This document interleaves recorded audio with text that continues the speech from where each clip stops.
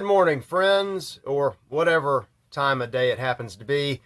Happy Thanksgiving, America, and happy Thursday to everybody around the world. It's November 26, 2020, and yes, it's Thanksgiving, and I had to use these little props. I got them, and you may, if you remember the Publix supermarket ad, you might remember them. I went out and bought them. That was one of the few little things I collected. Really has no purpose, but it's Thanksgiving. I thought I'd show them off. And today's episode is going to be about the holiday and giving thanks. And I've got some really good words about that, including words from the good book. I, of course, will want your comments. And I have so many stories about other things, articles from the news, but that's just going to have to wait. We'll have, tomorrow is Black Friday, so we'll have all this black, same old news that you know by heart anyway. It'll wait. And actually, I'm going to skip through. I'm going to go ahead and do the what few news stories I had the heart to give us now, and then I'm going to get back to today's feature that I hope you'll comment on. And I hope you're having just a great day, just a fantastic day.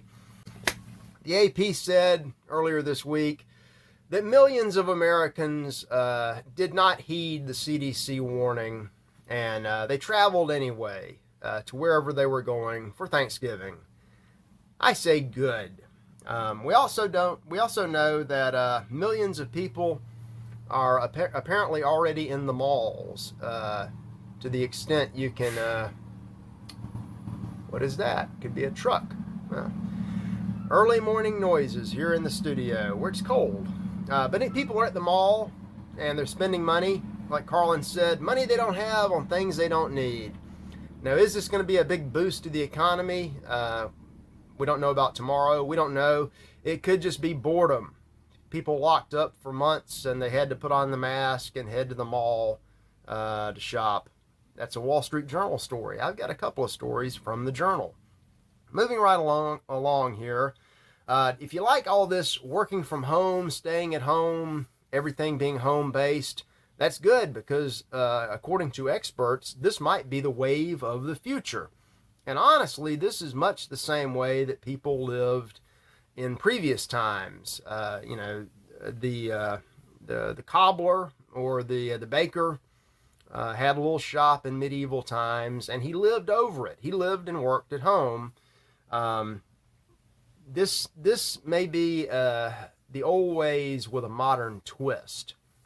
The Journal has 4 trends as to why we're heading in this direction, and the twist is a little suspicious in light of some things like the Great Reset. And there was a great comment. I meant to make a note of it, but it was from, I'll find it. If you left it, you know what I'm talking about. What do they want with this reset? They're not gonna give up anything. They want something, and we don't know. That we've reached such a strange time in history that they want control and power for power's sake.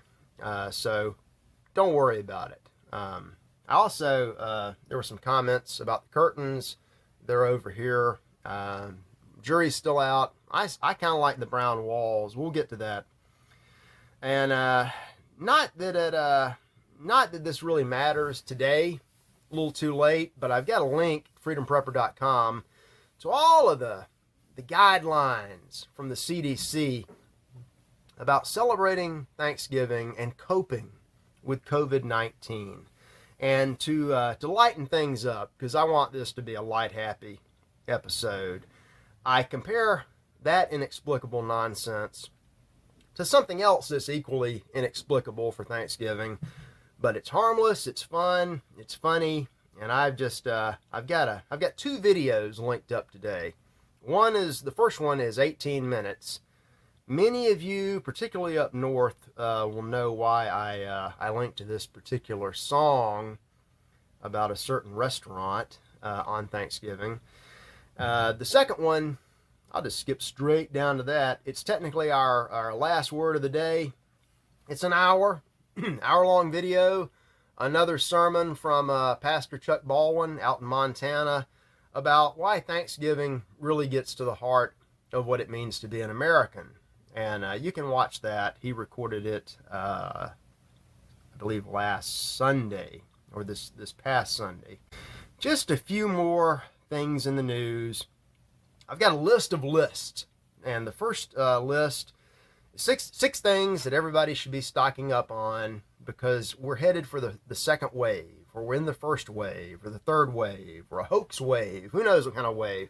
In general, these are 6 things that everybody should have on hand anyway, such as toilet paper and cleaning supplies. And maybe we need a new Thanksgiving tradition. I'm not looking at the television. I don't care if Big Bird is floating around Manhattan today. I think they're only doing a block and they're not letting anybody watch. I don't know if you're running the Feaster 5 in Andover right now or a little bit later today. Maybe we should have like the annual Thanksgiving Corona toilet paper run where we all assemble at the grocery store at the break of dawn. And probably not.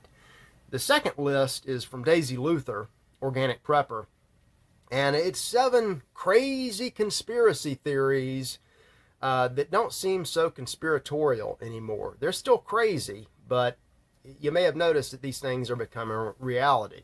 And it just goes to show that when somebody is warning about something, when somebody sees a trend unfolding, pay attention. Because it may be crazy, but it may not be conspiracy theory. It may be conspiracy fact. Check those out.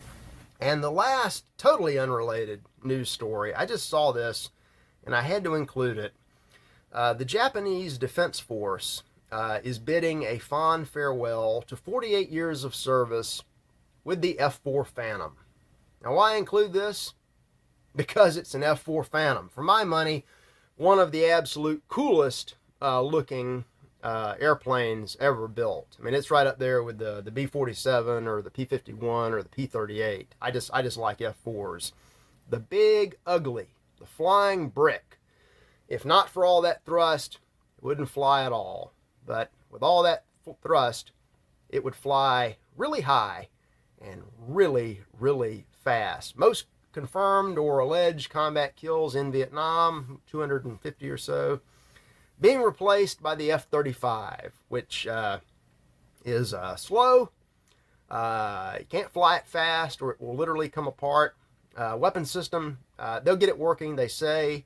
All that $1 million heads-up thing might work. Not in the fog, not in the clouds. A very delicate little airplane. But nothing like the old F-4. So let's get back to today's feature topic. And as always, I want your comments. You can comment on anything. You know, today is open comments. Say what you want. But I want to talk to you about why I am so grateful for 2020.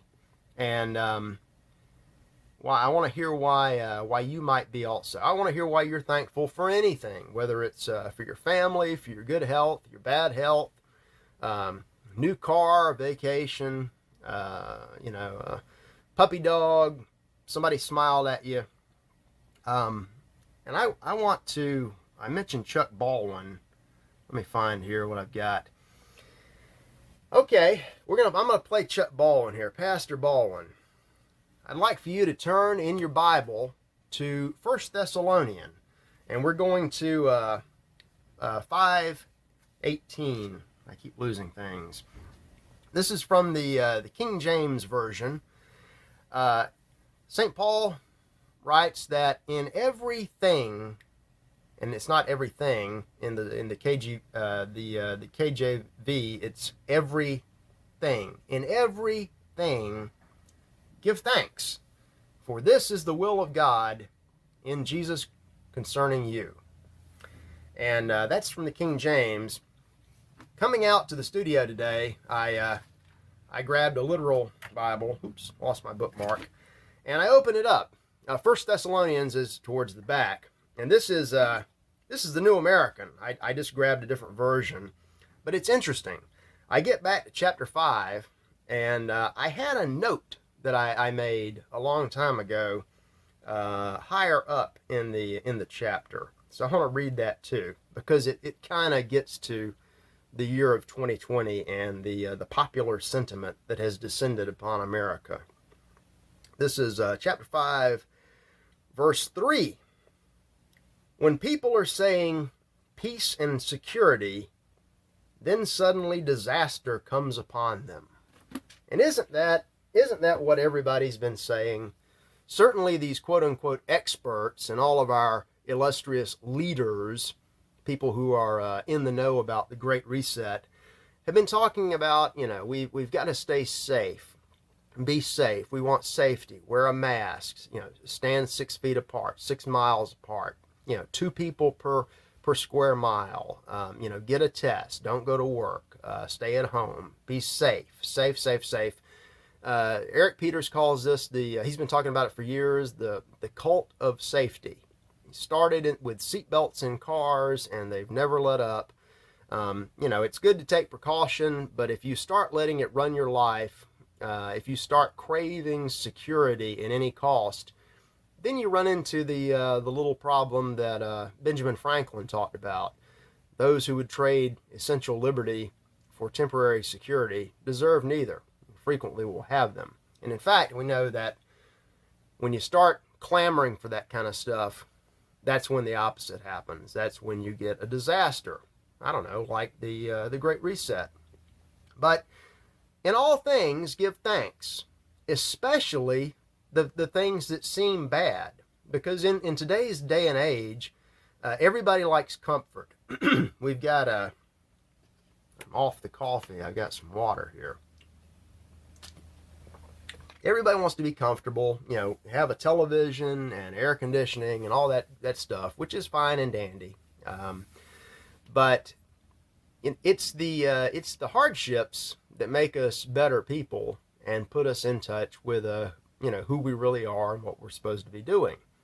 So I wrote a column published today, possibly in 2 places.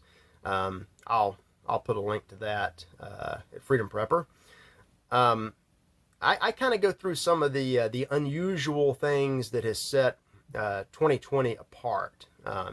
We've had economic problems. We've had peaceful protest all over. We had an election that's straight out of a cartoon, and there was something else, some other big story.